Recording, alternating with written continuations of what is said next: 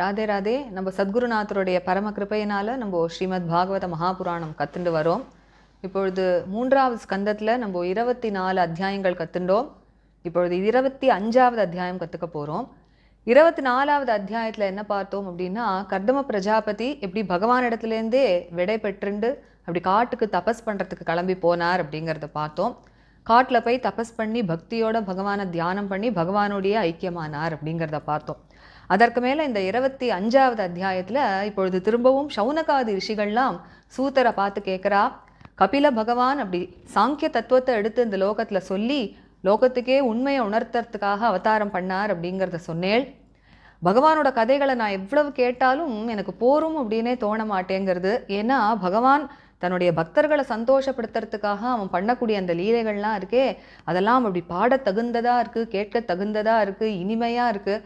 அதனால நான் இந்த கபில பகவான் இருக்காரே, யோகிகளெல்லாம் சிரேஷ்டமானவர், அப்படிப்பட்ட அந்த கபில பகவானுடைய சரித்திரம் இன்னும் நிறைய கேட்கணும்னு ஆசைப்படுறேன்னு சொல்லுங்கோ அப்படின்னு கேட்குறா. உடனே சூத்தர் சொல்கிறார், இதே போல தான் விதுரரும் மைத்ரேயரை பார்த்து சாங்கிய தத்துவத்தை பற்றி நிறைய தெரிஞ்சுக்கணும்னு ஆசைப்படுறேன், கபிலருடைய சரித்திரத்தை தெரிஞ்சுக்கணும்னு ஆசைப்படுறேன்னு விதுரர் சொன்னதும் மைத்ரேயர் என்ன எடுத்து சொன்னாரோ அதையே நான் உங்களுக்கு எடுத்து சொல்கிறேன் அப்படின்னு சொல்லி மைத்ரேயர் என்ன சொன்னார் அப்படிங்கிறத சொல்ல ஆரம்பிக்கிறார். அப்படி தன்னுடைய அப்பாவான கர்தம பிரஜாபதி அப்படி கிளம்பி காட்டுக்கு போனதுமே கபில பகவான் என்ன பண்ணுறார் அப்படின்னா, அந்த பிந்து சரஸ் அப்படிங்கிற அந்த ஒரு சரஸோட கரையில் இருக்கக்கூடிய அந்த ஆசிரமம் இருக்கு இல்லையா, அந்த ஆசிரமத்திலே வாசம் பண்ணிட்டு வரார். எதற்காக அப்படின்னா, மாதுஹு பிரிய சிகீர்ஷயா அப்படின்னு தன்னுடைய அம்மாவான தேவஹூதிக்கு சந்தோஷத்தையும் பிரியத்தையும் கொடுக்கறதுக்காக அப்படி தங்கிண்டு வரார். ஒரு சமயம் என்ன ஆகுது அப்படின்னா, அப்படி ஏகாந்தமாக கபில பகவான் அப்படி உட்காண்டிருக்கும் பொழுது தன்னுடைய பிள்ளையான அந்த கபிலரை பார்த்து பேசுறதுக்காக வராளாம் தேவஹூதி. எப்படிப்பட்டவர் அப்படின்னா, சாக்ஷாத் பகவான், தனக்கு ஞானத்தை உபதேசம் பண்ணக்கூடியவர். அதனால பிரம்மா சொன்ன வார்த்தைகள் எல்லாமும் மனசுல வச்சுட்டு இருக்காளாம் தேவஹூதி. பகவான் தான் உனக்கு உபதேசம் பண்ண போறான் அப்படிங்கிறத சொன்னார் இல்லையா, அதனால அதையும் மனசுல வச்சுண்டு இப்போ பேசுறதுக்காக வரா. இப்பொழுதுதான் இந்த ஆச்சரியமான கபில தேவஹூதி சம்பாதம் அப்படிங்கிறது இங்கேருந்து தான் ஆரம்பிக்கிறது. இதற்கு தான் கபிலோபாக்கியானம் அப்படின்னு பேர். வரக்கூடிய பல அத்தியாயங்களுக்கு கபிலோபாக்கியானம் அப்படின்னு பேர். ஞானம், பக்தி, வைராக்கியம் எல்லாம் நிறைஞ்சது இந்த ஒரு கபிலோபாக்கியானம் அப்படிங்கிறது. ஸ்ரீ நாராயண பட்டத்ரி அப்படிங்கிற அந்த பெரிய மகான் இருக்காரே, குருவாயூரப்பன் மேலே நாராயணியம் அப்படிங்கிற ஒரு ஆச்சரியமான கிரந்தம் அவர் எழுதியிருக்கார். ஸ்ரீமத் பாகவதத்தையே அப்படியே அந்த சாரமாக கொடுக்குறார் நம்மளுக்கு நாராயணியத்தில். அதில் இந்த கபிலோபாக்கியானத்தை ஒரு தசகத்தில் சொல்கிறார். அதில் ஒரு ஸ்லோகத்துலேயும் அதில் எப்படி சொல்லி முடிக்கிறார் அப்படின்னா, கபில தனு ரிதித்வம் தேவஹூத்தியை ஞகாதீஹி அப்படின்னு ஒரு ஸ்லோகமும் இந்த வரியோட தான் முடியும். அப்படி கபில ரூபம் எடுத்துட்டு வந்து தேவஹூதியின் இடத்துல நீ இப்படிலாம் சொன்னியே அப்படின்னு குருவாயூரப்பனை பார்த்து அழகாக சொல்கிறார். அப்போது இந்த சம்வாதமானது இப்போ ஆரம்பிக்கிறது. தேவஹூதி கபிலரை பார்த்து கேட்குறா, ஹே பிரபோ, இந்த ஒரு விஷய போகங்களையும் விஷய சுகங்களையும் அனுபவிச்சு நான் வாழ்க்கையில் ரொம்பவும் வெறுப்பை அடைஞ்சுட்டேன். என்னுடைய இந்திரியங்கள்லாம் எப்பப்பாரு இந்த விஷய சுகங்களையே கேட்டுட்டே இருக்கிறதையும் நான் அதை கொடுத்துட்டே இருக்கிறதையும் இதில் நான் ரொம்ப வெறுப்பு அடைஞ்சுட்டேன். இதனால தான் நான் இப்போ பாழும் குழியாக இருக்கக்கூடிய இந்த ஒரு இருட்டான அந்தகாரம்னு சொல்கிறோமே, அப்படிப்பட்ட இந்த அஜ்ஞானம்ங்கிற ஒரு இருட்டில் நான் விழுந்திருக்கேன். ஆனால் நான் பண்ண ஒரு பெரிய பாக்கியம் நீ எனக்கு இப்போ கிடச்சிருக்க, அதுவும் உன்னோட கிருபையினால தான் எனக்கு நீ கிடச்சிருக்க. இந்த ஒரு இருட்டிலேருந்து வெளியில் வரத்துக்கு தேவையான ஒரு கண் பார்வை ஒன்று தேவை இல்லையா, அதை கொடுக்கறதுக்காக நான் உன்னை அடைஞ்சிருக்கேன். நீ யார் அப்படின்னா, நீ தான் சாக்ஷாத் பகவான். இந்த லோகமே இப்படி தான் அஜ்ஞானம் அப்படிங்கிற அந்த இருட்டில் விழுந்து கிடக்கு. அந்த ஒரு அந்தகாரத்திலேருந்து அவர்களை அழைச்சிட்டு போகிறதுக்காக சூரியன் எப்படி வழி காமிக்குமோ அது போல் நீ உதிச்சிருக்க, நீ இப்போ அவதாரம் பண்ணியிருக்க. அதனால் தயவு செய்து நீதான் என்னோட மோகத்தை போக்கணும் அப்படிங்கிறா. என்ன மோகம் அப்படின்னா, உன்னுடைய மாயையினால் ஏற்பட்ட இந்த நான் எனது அப்படிங்கிற எண்ணங்கள்லாம் இருக்கு இல்லையா, இந்த சரீரத்தை குறித்து நான் அப்படிங்கிற எண்ணமும், சரீரத்தோட சம்பந்தப்பட்ட எல்லா விஷயங்கள்லையும் எனது அப்படிங்கிற அந்த எண்ணமும், இதுதான் மோகம் அப்படின்னு சொல்லப்படுறது. அந்த மோகத்தை நீதான் போக்கி அருளணும் பிரபோ அப்படின்னு சொல்கிறா. எதனால் அப்படின்னா, இந்த பிரகிருதி புருஷன் அப்படிங்கிற அந்த உண்மையான தத்துவத்தை தெரிஞ்சுக்கணும், மோட்சத்தை அடையணும் அப்படிங்கிற அந்த ஒரு ஆசையினால் இப்போ நான் உன்னை சரணாகதி பண்ணியிருக்கேன். நீயோ எப்படிப்பட்டவன் அப்படின்னா, பக்தர்களுடைய சம்சாரம் அப்படிங்கிற அந்த பெரிய விருட்சம் இருக்கே, அதை வேரோட சாய்க்கக்கூடியவன் இல்லையா, அதனால நான் உன்னை சரணாகதி பண்ணியிருக்கேன். அதனால நீதான் எனக்கு ஞானத்தை அனுகிரகம் பண்ணணும் அப்படின்னு பிரார்த்தனை பண்ணுறா தேவஹூதி. கபிலர் இதை கேட்டுட்டு ரொம்ப சந்தோஷப்பட்டாராம். அம்மாவுக்கு இப்படி மோட்சம் அடையணும் அப்படிங்கிற இந்த பவித்திரமான ஒரு ஆசை ஏற்பட்டிருக்கே அப்படின்னு நினச்சி சந்தோஷப்படுறார். அப்படி தலையாட்டி ஆமோதிக்கிறார். உடனே ஒரு புன்னகையோட பேச ஆரம்பிக்கிறாராம் கபில பகவான். உடனே கபில பகவான் தேவகூதியை பார்த்து சொல்றார், அம்மா, மோட்சத்தை அடையறதுக்கு ஒரே ஒரு பாதை என்ன அப்படின்னா யோகம் அப்படிங்கிறது தான். அதுதான் எல்லா சுக துக்கத்துக்கும் ஒரு முற்றுப்புள்ளியை வைக்கக்கூடியது அப்படிங்கிறத சொல்றார். இந்த யோகம் இருக்கே, அது எல்லா விதமான அங்கங்களோடையும் பரிபூர்த்தியாக இருக்கக்கூடிய அந்த ஒரு யோக மார்க்கம் இருக்கே, இதை நான் முன்னாடி நாரதர் போன்றவர்களுக்கெல்லாம் நான் உபதேசம் பண்ணேன். அந்த ஒரு யோக மார்க்கத்தை நான் உனக்கு இப்போ உபதேசம் பண்றேன் அப்படின்னு சொல்றார். சொல்லிட்டு ஆரம்பிக்கிறச்சே என்ன சொல்றார் அப்படின்னா, மனசுதான் எல்லாத்துக்கும் காரணம் அப்படின்னு சொல்லி ஆரம்பிக்கிறார். பந்தமோ மோட்சமோ ரெண்டுத்துக்கும் மனசுதான் காரணம் அப்படிங்கிறார். சேதகா கல்வசிய பந்தாய முக்தையேச்ச ஆத்மனோ மதம் அப்படிங்கிறார். அது எப்படி அப்படின்னா, இந்த மனசுனால நம்ம விஷய சுகங்களை அனுபவிக்க நம்ம பந்தத்தில் போய் விழறோம். அதே மனசை கொண்டு நம்ம பரமபுருஷனான பகவான் இடத்துல பக்தி பண்ணி அவனையே நம்ம நினச்சிட்டே இருந்தோம் அப்படின்னா நம்ம மோட்சத்தை போய் அடைஞ்சிடுறோம். அதனால எல்லாமே இந்த மனசு தான் எல்லாத்துக்கும் காரணம் அப்படிங்கிறத சொல்கிறார். அப்போது இந்த மனசானது இந்த மாதிரி காமம் லோபம் போன்ற துர்குணங்கள்லாம் போய் சுத்தமாக ஆறுதோ அப்படிங்கிறார். இப்போ இந்த காமம் லோபம் போன்ற துர்குணங்கள்லாம் எதனால ஏற்படுறது அப்படின்னா, நான் எனது அப்படிங்கிற அந்த ஒரு எண்ணங்கள்னால தானே ஏற்படுறது. அதெல்லாம் போய் மனசு அப்படி சுத்தமாக ஆயிடுத்து அப்படின்னா அப்போது அந்த மனசு சமநிலையை அடைஞ்சு சுக துக்கங்களை கடந்து போகிறது அப்படிங்கிறார். அப்படிப்பட்ட மனசுல தான் பக்தி ஞானம் வைராகியம் இதெல்லாம் ஏற்படுறது. அப்படிப்பட்ட பக்தி ஞான வைராகியங்கள்லாம் ஏற்பட்டது அப்படின்னா உடனே அந்த ஜீவனானவன் அந்த ஆத்மஸ்வரூபத்தை உணர்றான் அப்படிங்கிறார். அந்த ஆத்மஸ்வரூபமோ எப்படி இருக்குது அப்படின்னா இரண்டற்றதாக இருக்குது. அப்படியே தனக்குத்தானே பிரகாசிக்கக்கூடிய அந்த ஜாஜ்வல்யமான ஸ்வப்பிரகாசமாக இருக்குது, அணுவாக இருக்குது. அது மட்டும் இல்லை, பிரகிருதி சம்பந்தமே இல்லாத தனித்த பொருளாக இருக்குது. அப்படிப்பட்ட அந்த ஆத்மஸ்வரூபத்தை அவன் அடையறான். அது மட்டும் இல்லை, அப்பொழுதுதான் அவன் உணர்றான் பிரகிருதி தன் விஷயத்தில் எப்படி பலம் இழந்து இருக்குது அப்படிங்கிறதையும் உணர்றான் அப்படிங்கிறார். அதனால தேவகூதியை பார்த்து சொல்கிறார், அம்மா, அதனால பக்தியை காட்டிலும் பகவானிடத்தில் பண்ணக்கூடிய பக்தியை காட்டிலும் ஒரு ஜீவனுக்கு மோட்சத்தை அடையிறதுக்கு ஒரு உயர்ந்த உபாயம் அப்படிங்கிறதே இல்லை அப்படிங்கிறத சொல்லிட்டு, இந்த பக்தியோ ஆனால் எப்படி ஏற்படும் அப்படின்னா சத்சங்கத்தினால தானே ஏற்படும். அதனால சத்சங்கத்தோட மகிமையை சொல்கிறதுக்கு ஆரம்பிக்கிறார். முதல்ல சங்கம் அப்படிங்கிறது என்ன அப்படிங்கிறார். பிரசங்கம் அப்படின்னு பேர் சங்கத்துக்கு. அந்த பிரசங்கம்ங்கிறது எப்படின்னா அஜரம் பாஷம் அப்படிங்கிறார். பந்தத்துக்கு முதல் காரணமே இந்த சங்கம்தான். ஆனால் அந்த சங்கமானது நம்ம சாதுகள் இடத்துல வச்சுட்டோம் அப்படின்னா என்ன ஆகுதுன்னா மோட்சத்தினுடைய கதவை அது திறந்து விடுறது அப்படின்னு சொல்கிறார். அதனால் அப்படிப்பட்ட சாதுக்களுடைய சங்கம் எப்பேற்பட்டது, அது எப்பேற்பட்ட மகிமை வாய்ந்தது, அது என்னெல்லாம் நம்மளுக்கு நன்மைகளை பண்ணக்கூடியது அப்படிங்கிறதெல்லாம் மேலே அப்படியே பல ஸ்லோகங்கள் எடுத்து சொல்கிறார். நம்ம 20வது ஸ்லோகம் வரைக்கும் நம்ம இந்த செஷனில் கற்றுண்டு அதற்கு மேலே சத்சங்கத்துடைய மகிமையெல்லாம் எப்படி சொல்கிறார் அப்படிங்கிறத நம்ம அடுத்த செஷனில் கற்றுக்கலாம். ராதே ராதே. கோபிகா ஜீவனஸ்மரணம் கோவிந்த கோவிந்த. சத்குருநாத மகாராஜ் கி ஜெய்.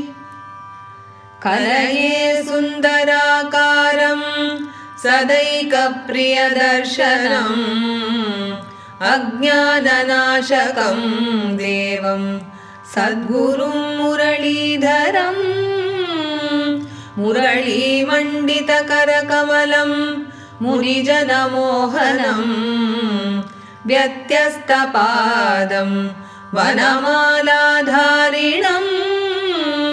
प्रेमभक्तमण्डलनित्यकीर्तितं श्रीप्रेमिकवरदम् आश्रयेऽहम् जन्माद्यस्य यतोऽन्वयादितरतश्चार्थेष्वभिज्ञस्वराट् तेने ब्रह्महृदायादिकवये मुह्यन्ति यत्सूरयः तेजो वारिमृदां यथा विनिमयो यत्र त्रिसर्गो मृषा धाम्ना स्वेन सदा निरस्तकुहकं सत्यं परं धीमहि धर्मः प्रोज्झितकैतवोऽत्र परमो निर्मत्सराणां सतां वेद्यं वास्तवमत्र वस्तु शिवदं तापत्रयोन्मूलनं श्रीमद्भागवते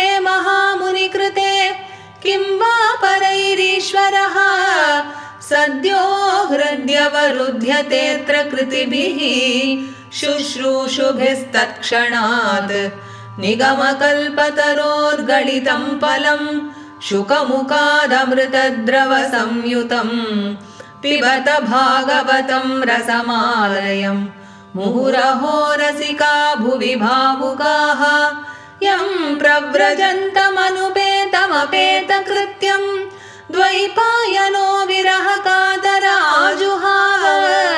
पुत्रेति तन्मयतया तरवोऽभिनेदुः तं सर्वभूतहृदयं मुनिमानतोऽस्मि यस्वानुभावमखिल श्रुतिसारमेकम् अध्यात्मदीपम् अतितितीर्षतां तमोऽन्धं संसारिणां करुणयाः पुराणगुह्यं तं व्याससूनुमुपयामि गुरुं मुनीनां नारायणं नमस्कृत्य नरं चैव नरोत्तमं देवीं सरस्वतीं व्यासं ततो जयमुदीरयेत् कृष्णाय वासुदेवाय देवकीनन्दनाय च नन्दगोपकुमाराय गोविन्दाय नमो नमः कृष्णाय वासुदेवाय हरये परमात्मने प्रणतक्लेशनाशाय गोविन्दाय नमो नमः नाम संकीर्तनं यस्य सर्वपापप्रणाशनं प्रणामो दुःखशमनः तं नमामि हरिं परम्। गोपिका जीवनस्मरणं गोविन्द गोविन्द सद्गुरुनाथ महाराज की जय। अथ पञ्चविंशोऽध्यायः। शौनक उवाच शौनक उवाच कपिलः तत्त्वसङ्ख्याता कपिलस्तत्त्वसङ्ख्याता भगवान् आत्ममायया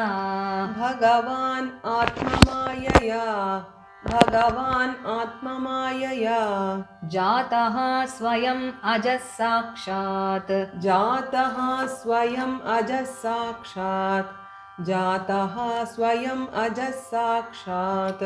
आत्मप्रज्ञप्तये नृणाम्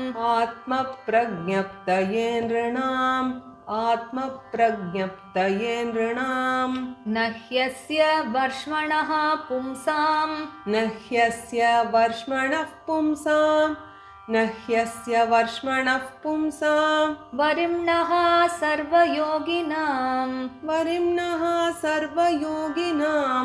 वरिम्णः सर्वयोगिनाम् विश्रुतौ श्रुतदेवस्य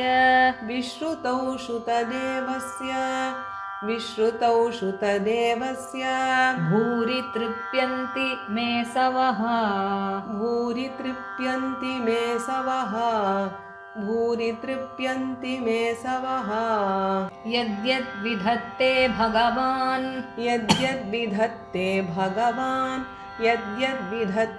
भगवान् स्वच्छन्दात्मा आत्ममायया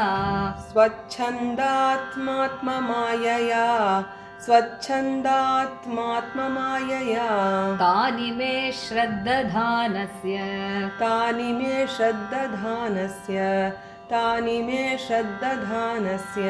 कीर्तन्यानि अनुकीर्तय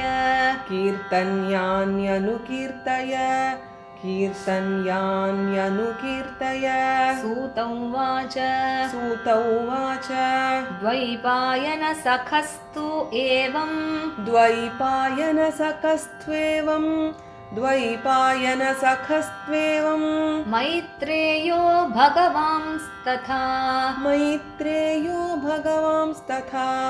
मैत्रेयो भगवांस्तथा प्राहेदं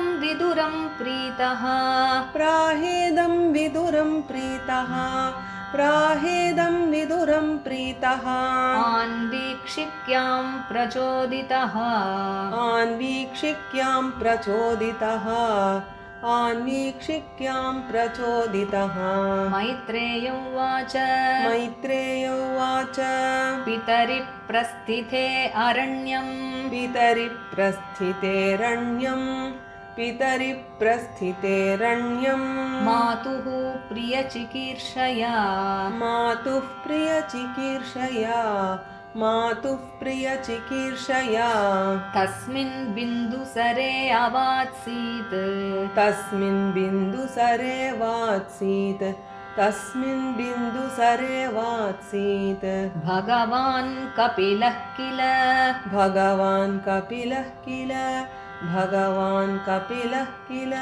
तमासीनम् अकर्माणम्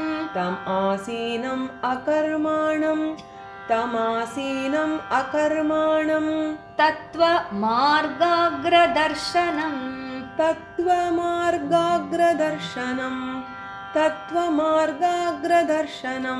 स्वसुतं देवहूत्याः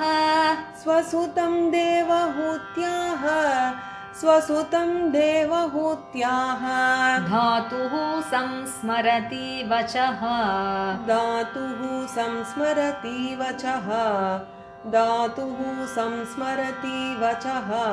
देवहूतिरुवाच निर्विण्णा नितरां भूमन्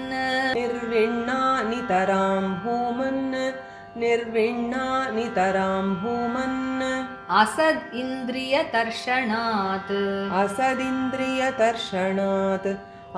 इन्द्रियतर्षणात् येन संभाव्यमानेन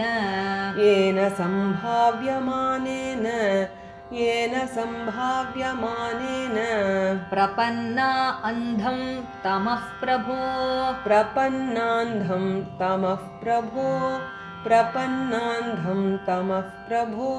तस्य त्वं तमसोऽन्धस्य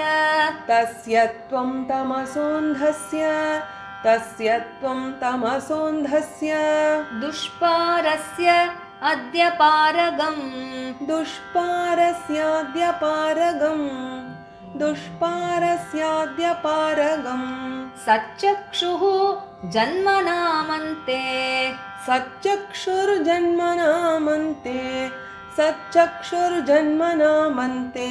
लब्धं मे त्वदनुग्रहात्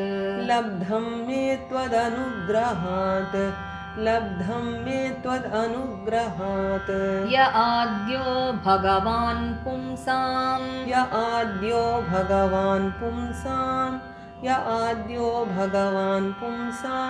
ईश्वरो वै भवान् किल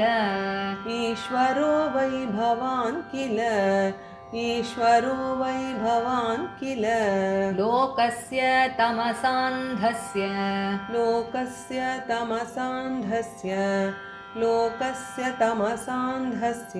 चक्षुः सूर्य इवोदितः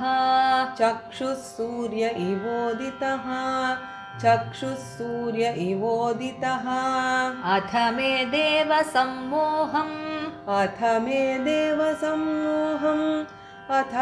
देवसम्मोहम् अपाक्रष्टुं त्वमर्हसि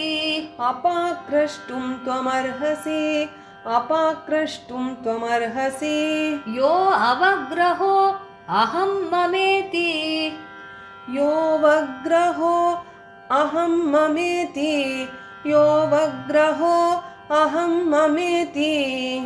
एतस्मिन् योजितस्त्वया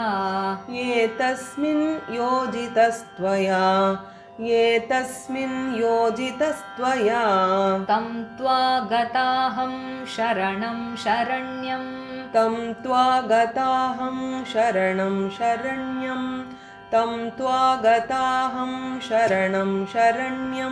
स्वभृत्य संसारतरोः कुठारम्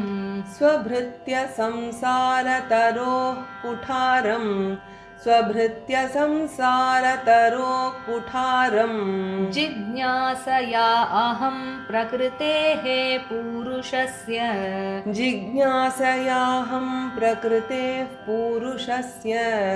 जिज्ञासयाहं प्रकृतेः पुरुषस्य नमामि सद्धर्मविदां वरिष्ठं नमामि सद्धर्मविदां वरिष्ठं नमामि सद्धर्मविदां वरिष्ठं मैत्रेय उवाच मैत्रेय उवाच इति स्वमातुः निरवद्यम् ईप्सितम् इति स्वमातुर्निरवद्यम् ईप्सितम् इति स्वमातुर्निरवद्यमीप्सितम् निशम्य पुंसाम् अपवर्गवर्धनम् निशम्य पुंसाम् अपवर्गवर्धनम् निशम्य पुंसाम् अपवर्गवर्धनम् दिया अभिनन्द्य आत्मवतां सतां गतिः धियाभिनन्द्यात्मवतां सतां गतिः धियाभिनन्द्यात्मवतां सतां गतिः बभाष ईषत् स्मितशोभिताननः बभाष ईषत् स्मितशोभिताननः बभाष ईषत् स्मितशोभिताननः श्रीभगवानुवाच श्रीभगवानुवाच योग आध्यात्मिकः पुंसां योगाध्यात्मिकः पुंसां योग आध्यात्मिकः पुंसां मतो निःश्रेयसाय मे मतो निःश्रेयसाय मे मतो निःश्रेयसाय मे अत्यन्त उपरतिः यत्र अत्यन्तोपरतिर्यत्र अत्यन्तोपरतिर्यत्र दुःखस्य च सुखस्य च दुःखस्य च सुखस्य च दुःखस्य च सुखस्य च तमिमं ते प्रवक्ष्यामि तमिमं ते प्रवक्ष्यामि तमिमं ते प्रवक्ष्यामि यम् अवोचं पुरा अनघे यमवोचं पुरानघे यमवोचं पुरानघे ऋषीणां श्रोतुकामानां ऋषीणां श्रोतुकामानां ऋषीणां श्रोतुकामानां योगं सर्वाङ्गनैपुणम् योगं सर्वाङ्गनैपुणं योगं सर्वाङ्गनैपुणं चेतः खल्वस्य बन्धाय चेतः खल्वस्य बन्धाय चेतः खल्वस्य बन्धाय मुक्तये च आत्मनो मतम् मुक्तये चात्मनो मतम् मुक्तये चात्मनो मतम् गुणेषु सक्तं बन्धाय गुणेषु सक्तं बन्धाय गुणेषु सक्तं बन्धाय रतं वा पुंसि मुक्तये रतं वा पुंसि मुक्तये रतं वा पुंसि मुक्तये अहं ममाभिमानोत्तैः अहं ममाभिमानोत्थैः अहं ममाभिमानोत्थैः कामलोभाधिभिः मलैः कामलोभादिभिर्मलैः कामलोभादिभिर्मलैः वीतं यदा मनः शुद्धं वीतं यदा मनः शुद्धं वीतं यदा मनः शुद्धम् अदुःखम् असुखं समम् अदुःखम् असुखं समम् अदुःखम् असुखं समम् तदा पुरुष आत्मानं तदा पुरुषात्मानं तदा पुरुषात्मानं केवलं प्रकृतेः परम् केवलं प्रकृतेः परम् केवलं प्रकृतेः परम् निरन्तरं स्वयं ज्योतिः निरन्तरं स्वयं ज्योतिः निरन्तरं स्वयं ज्योतिः अणिमानम् अखण्डितम् अणिमानमखण्डितम् अणिमानमखण्डितम् ज्ञानवैराग्ययुक्तेन ज्ञानवैराग्ययुक्तेन ज्ञानवैराग्ययुक्तेन भक्तियुक्तेन चात्मना भक्तियुक्तेन चात्मना भक्तियुक्तेन चात्मना परिपश्यति उदासीनम् परिपश्यत्युदासीनं परिपश्यत्युदासीनं प्रकृतिं च हतौजसम् प्रकृतिं च हतौजसं प्रकृतिं च हतौजसम् न युज्यमानया भक्त्या न युज्यमानया भक्त्या न युज्यमानया भक्त्या भगवती अखिलात्मनि भगवत्यखिलात्मनि सदृशोऽस्ति शिवः पन्था सदृशोऽस्ति शिवः पन्था योगिनां ब्रह्मसिद्धये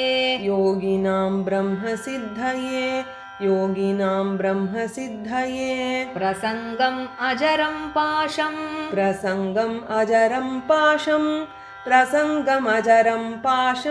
आत्मनः कवयो विदुः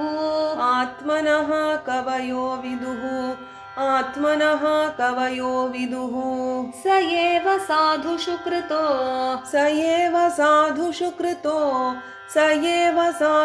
कृतो मोक्षद्वारम् अपावृतम्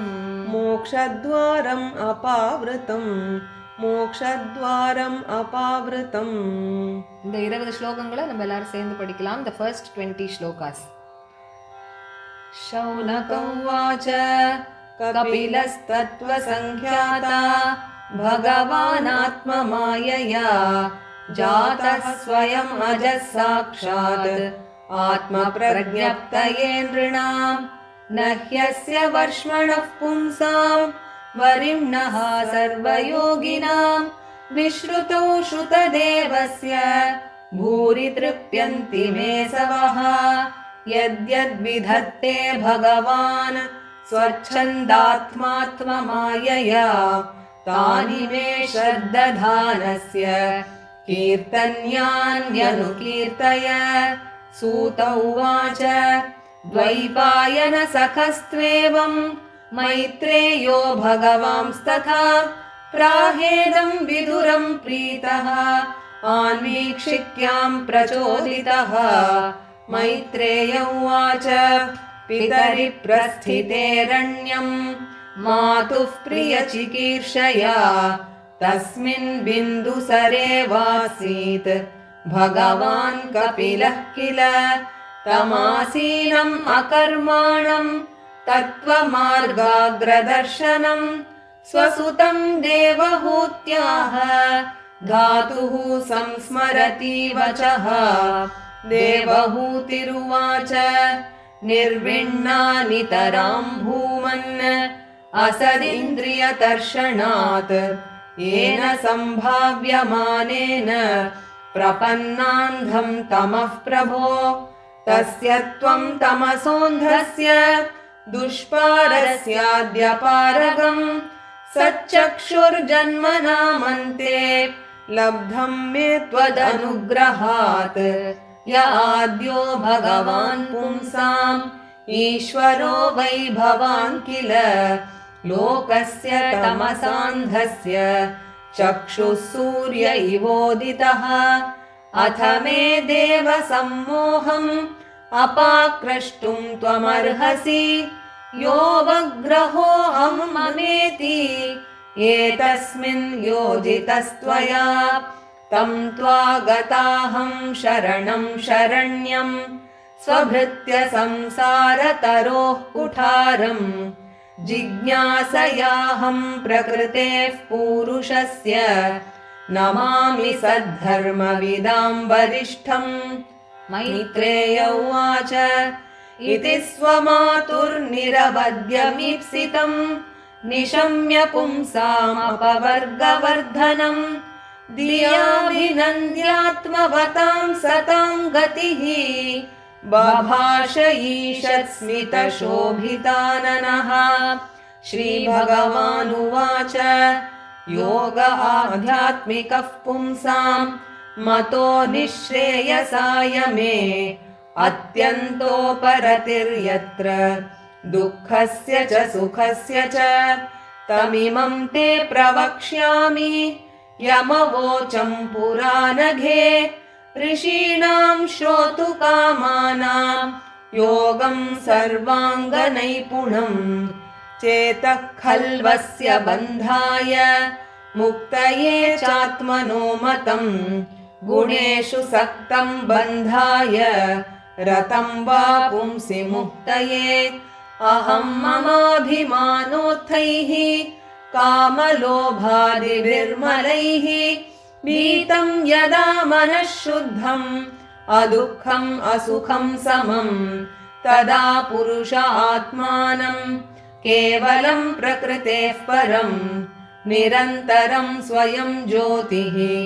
अणिमानमखण्डितं ज्ञानवैराग्ययुक्तेन भक्तियुक्तेन चात्मना परिपश्यत्युदासीनं प्रकृतिं च हतौजसं न युज्यमानया भक्त्या भगवत्यखिलात्मनि सदृशोऽस्ति शिवः पन्था योगिनां ब्रह्मसिद्धये प्रसङ्गमजरं पाशम् आत्मनः कवयो विदुः स एव साधुषु कृतो मोक्षद्वारम् अपावृतम्।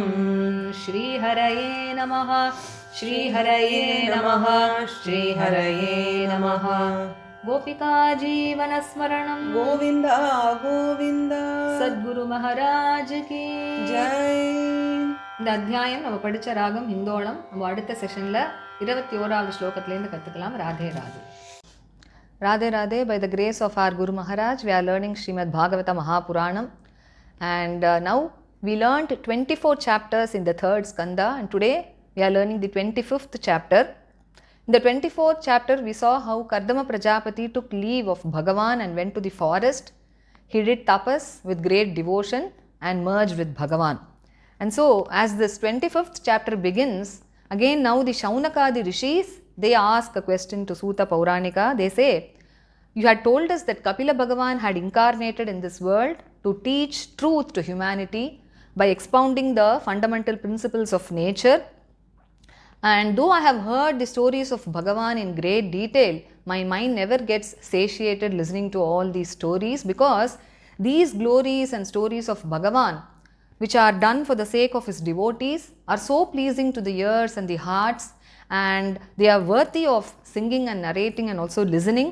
So because I am very, very eager to listen to all that, please narrate to me more about the stories of Kapila Bhagavan, because I am very eager to hear them. And now Sauta Pauranika, he replied by telling that, O Rishis, when Vidura asked the same question to Maitreya Maharishi regarding the Sankhya Yoga and also about Kapila Bhagavan, Maitreya Maharishi further continued narrating the story. So let me tell you the same thing. So Maitreya Maharishi continued and said, when his father Kardama Prajapati left to the forest to do tapas, Kapila Bhagavan, he stayed back in that ashrama which is on the banks of Bindu Sarovara in order to please his mother Devahuti. And once when Kapila Bhagavan was thus seated in solitude, Devahuti now approaches Kapila Bhagavan, who is her very son, and he has now incarnated to bestow knowledge upon her, because she also remembered the words of Brahmadeva, because Brahma had told her that Bhagavan will incarnate as your son and will bestow knowledge upon you. So now she approaches her son Kapila Bhagavan, and from this begins the conversation between Kapila Bhagavan and Devahuti, which is known as Kapilopakhyaana. The chapters that are to follow from this are called as Kapilopakhyaana. It is full of bhakti, jnana and vairagya, that is knowledge, dispassion and devotion. And Sri Narayana Bhattatri, a very famous Mahan in Kerala, he has written a beautiful grantha called Narayaniyam in the praise of Guruvayur Appan, which is the essence of Srimad Bhagavata. And when he describes the Kapilopakhyaana in one of his dashakas, in each of the verses he ends the shloka by this very beautiful line, which is Kapila Tanu Rititvam Devahutyai Nyagadihi. He says, weren't these the words that you spoke to Devahuti when you came as Kapila? So with this he ends each verse. It's a very beautiful dashaka. So now begins the conversation between Devahuti and Kapila Bhagavan. Devahuti says to Kapila, O Lord, I am extremely sick and tired of enjoying all these worldly enjoyments. All my senses are always wanting more and more, and I keep satisfying them, and now I am sick and tired of all that. And it is because of this indulgence in sense pleasures that I have now fallen into this deep pit of ignorance, which is so dark and which is so hard to cross over. But I am very fortunate that by your own grace I have now got you. who is able to give me the vision to cross over this darkness of ignorance. And you are indeed the Supreme Bhagavan himself who has now incarnated in this world to show the path to this entire world. You have now incarnated like how the sun emerges to show the path to the entire world. So you must please destroy my moha, that is infatuation, which is of the form of I and mine regarding this body and all the things that are attached to the body. And this moha is also by your own maya, isn't it? So please, by your grace, you must destroy this moha of mine. And because I have now surrendered to you, in order to know the true tattva of Prakriti and Purusha and also to attain liberation. So I know that you are the one who cuts asunder the tree of samsara, the samsara vriksha of all your devotees. So now since I have surrendered to you, you must bestow knowledge upon me and you must destroy my ignorance. Now when Kapila Bhagavan listened to these innocent words of Devahuti, he was extremely pleased to see that his mother had got the desire to attain liberation. And he approved of it very much, and with a smile on his face, he started speaking back. He says, "O mother, the only supreme path to attain salvation for every jiva is yoga, which can put an end to all joy and sorrow," he says. And that yoga, which is perfect in all its limbs, was the one that I advised to Narada and all the others, and now I shall impart that knowledge to you also, he says. And as he begins, he says, this mind is the cause for everything, both bondage and liberation. He says, Chetaha kalvasya bandhaya muktayecha atmano matam. Because this mind, when we indulge in sense pleasures, it becomes the cause for bondage. And when we develop devotion towards Bhagavan, it becomes the cause for liberation. So everything is in the mind, he says. And when the mind becomes very pure and when it is freed of all the impurities like kama, lobha, that is lust, greed and all such feelings, which are caused due to the basic feelings called I and mine, what happens is the mind becomes very equipoised and it crosses over both joy and sorrow, he says. And then it is in this mind that the jiva develops bhakti, jnana, vairagya and all that. And with all this, the jiva is now able to perceive his own Atma Swarupa, which is totally detached from Prakriti, which is always self-effulgent, which is the Anu Swarupa, that is which is very, very subtle, and also which is the one without any duality. So in that stage, the jiva is able to perceive his Atman, and he also sees that at that stage, Prakriti or Maya has no power over him. So he says, "O mother, there is no other better path for every jiva to attain this state other than devotion to Bhagavan." And this devotion too, he says, is got only through satsanga. Because sangha itself is also called as prasanga. He says, prasangam ajaram pasham. The basic association itself is the cause for all the bondage in this samsara. But the same association, when it is had with sadhus, what it does is it throws open the doors to liberation. So he further starts speaking about the glories of satsanga, what it does to a jiva and how it takes him to liberation and all that. So today we learnt until this 20th shloka, and further whatever Bhagavan speaks about satsanga and the further knowledge that he imparts to Devahuti, we shall see in the next session. Radhe Radhe.